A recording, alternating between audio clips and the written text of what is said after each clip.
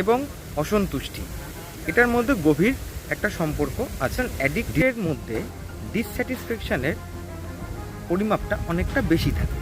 অ্যাডিক্টের কাছে এই অসন্তুষ্টি বিভিন্ন রকম দিক থেকে আসতে পারে, সম্পর্কর দিক থেকে আসতে পারে, কোনো কাজের ক্ষেত্র থেকে আসতে পারে, কোনো মানসিক শান্তির দিক থেকে আসতে পারে। এই অসন্তুষ্টির কাটিয়ে ওঠার জন্য সে ম্যাক্সিমাম সময় দেখা যায় সে সেই নেশার দিকেই ঝুঁকে যায়, কারণ নেশা একজন অ্যাডিক্টকে সেই পরিস্থিতি সামলানোর জন্য একটি সহজ উপায় হিসাবে তৈরি করায়। এই বিষণ্ণতা এবং এই একাকিত্ববোধ, এই একঘেয়েমি কাটানোর জন্য সে একটা শর্টকাট পদ্ধতি বা একটা শর্টকাট ওয়ে আউট